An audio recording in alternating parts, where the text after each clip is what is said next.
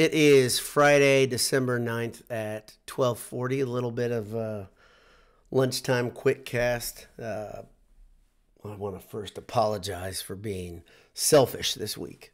I was indisposed. I was out working on my job that actually makes money, and out on the West Coast. And some of you live out there, you know how hard it is to kind of keep on East Coast time on one half of your life and West Coast on another. It was difficult, and everything's a little bit harder logistically when I travel. So I apologize for not being able to give thoughts right away. Obviously, I'm very aware of what's been happening this week. Tried to keep up as much as I could. And I'll talk about it here. Talk about a little bit of thoughts as we look ahead, and a handsome happy hour preview today. So you're going to get double the Boiled Sports team if you like that sort of thing. First, before I do it, let me thank our sponsors. Thanks to Martin Vintage. Go over to Martin Vintage. Head over there, martinvintage.com. Get a t-shirt, get a sweatshirt, enter Boiled at checkout, get 15% off. You might, you'll still get it. If you buy it today, you'll still get it for a Christmas gift. So get your last minute Christmas shopping done. Do it now so you don't feel panicked. It's just advice from an old guy. Second thing, when you're on campus, head over to AJ's on Vine, eatajs.com.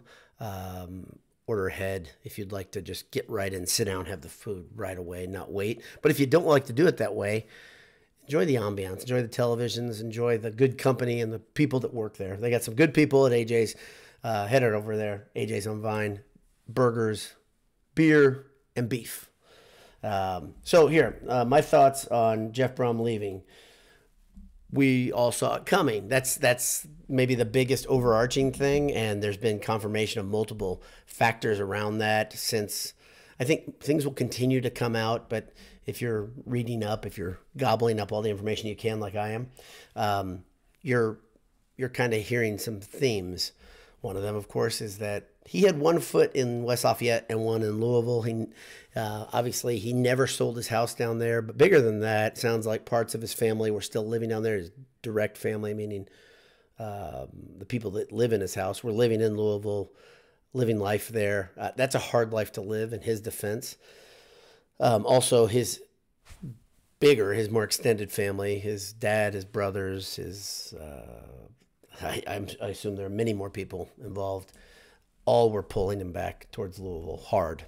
I told you guys that I played in a golf outing with Oscar Brohm, not last summer, the summer before, with our pals from PU Falls Cities. They were nice enough to host me and allow me to play. So I played with Oscar. After the meal, after the round, I ate with Greg Brohm, both super nice guys. Really fun day. But there are a couple things that kept coming up with Oscar, and one is he loves his boys. I think I said this. He loves them. He's a very proud dad. He's an older gentleman like my dad, and his memory is not as good as my dad's, it seems, because some of the things he said about Jeff's numbers on paper, like his 4.440, weren't exactly right. But he's very proud of his sons. And the other thing is he's very proud of Louisville, and he considers them still, even when they were kind of entrenched at Purdue, they were still entrenched at Louisville.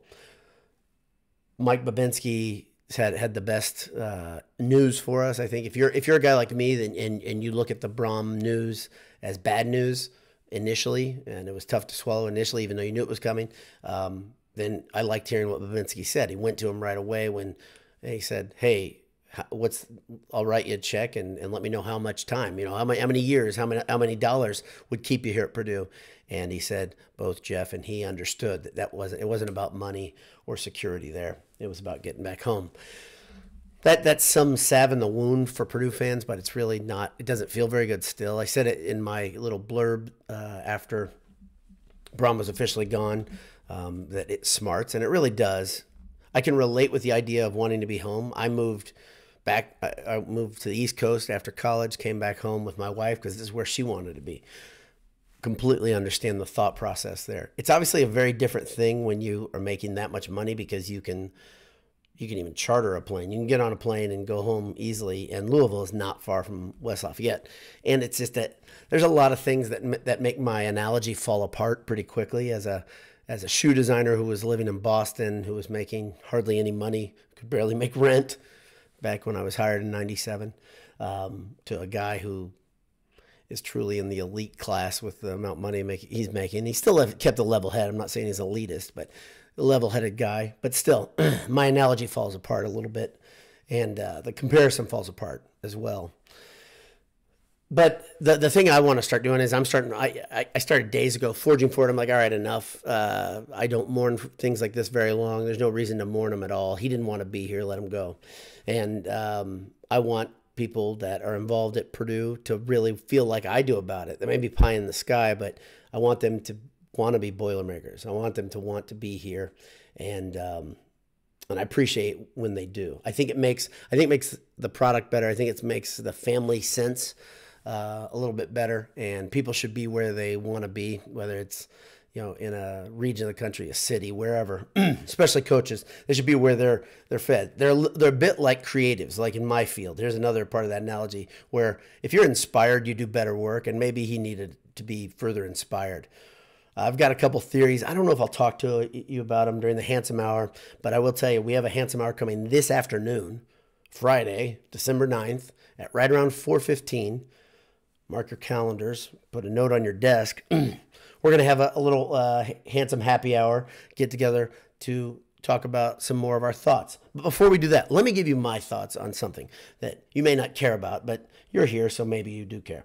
I've got my top 3 coaches. I'm going to expound upon this later, but I'm going to tell you who my top 3 candidates are. It sounds like Babinski's going aggressive, and he's looking at a lot of bigger name guys and guys that are in jobs currently. It used to be Purdue really couldn't afford, like if you go back, Boiled Sports has been around a long time. Been around since November of 2006. So we've been through 3 coaching searches. This is the 3rd. And Jay sent me a link of one of my original coaching searches, which is funny. Some of the names went on to be great. Some of them went on to not do anything. And some of them are still hanging around, which is pretty weird. But here are my top 3 coaches, and there's a reason behind each of them. I'll expound upon it this afternoon. But right now, my number 1 is Kalen DeBeer at Washington. The reason he's my number 1 is because his immense amount of success and the fact that football guys say he gets it. That's a bit like Jeff Brohm. The reputation is DeBeer is somebody who knows how to run a program, knows how to call plays, knows how to set up a team. Plus, it'd be comedic, amazingly awesome stuff if Penix came with him and I could make Penix jokes all the time. That'd be great. But that's just ancillary. It's just one season. Got to look at the grand scheme of things. I still think he'd be a great hire. My second one, and he may be my 1A, not even a number 2, is Clausen from Wake Forest, Dave Clausen. The reason I like him a lot is they won 10 games 1 year ago at Wake Forest. And I think before that they had either 8 or 9. This guy has, once he gets his system in place, he's a very consistent coach, and he's doing it in a very difficult place. Wake Forest has legit academic parameters that are tough. They also have facilities parameters that are a little bit different. Like they're recruiting against Clemson. They're recruiting against big time programs. Tennessee, really, they're not that far away from them either. So they're recruiting in a area where it's tough to get players to come there, and he still found a way to get guys there who have helped push his program along. I think there's some similarities at Purdue in that Purdue doesn't really get near the edges of the rules. Typically, the culture pushes back when you do. So I think he's dealt with some tough parameters. That's why I like Dave Clausen. Also, looks good in black and gold. Finally, Chris Kleeman.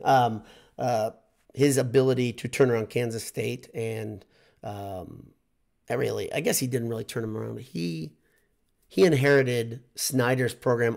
Snyder had kind of righted the ship, but he had to put his thumbprint on it and make it better. Plus, his record as a coach is fantastic. If you haven't read the coaching search stuff from the guys, please do. Go to boiledsports.com. Handled out. It's really simple to see it. It's everywhere on the website.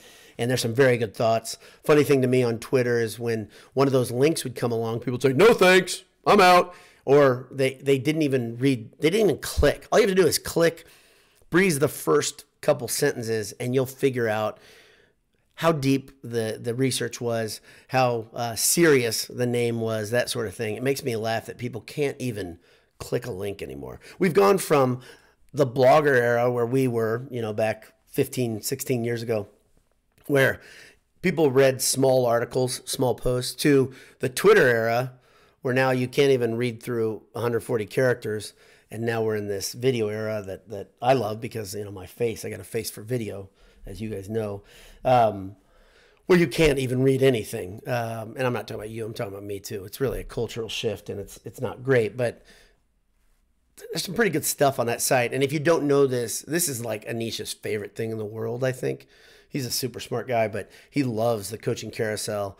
I don't think he loves it really when Purdue's involved, and he surely didn't want to see Brohm leave, but he kind of headed this thing up. He's very, very good at it. He's good at researching deeply. I think there's some guys we kept off that we thought either were goofy or we really didn't want them at Purdue. But there are a couple names that I'd say that aren't on there that may have slipped through the cracks. It'd be really interesting if one of the guys we didn't put on there got the job because we've been so thorough. But yeah, it's we'll see what happens. I think we're going to know, if I were a betting man, early next week who Babinski and company have hired. I have a ton of faith in Mike Babinski. Babinski. Sorry, it's too good to not do it. So thanks to everybody for tuning in. I see that I've got viewers, but I do not see the comments section for some reason, and I'm just going to call that. I think it makes it easy to call it a day. If you are commenting, I apologize because I can't see them, but that's kind of the wonder of YouTube. Some days the interface just doesn't work. So do appreciate you listening live. I appreciate you listening tape, and I hope you can tune in this afternoon for a handsome happy hour at right around 4:15. Should be a ton of fun, and we'll have deeper thoughts about the world, the way we see things, and we'll chat a bit. God bless you. Hammer down. Talk to you soon. See ya.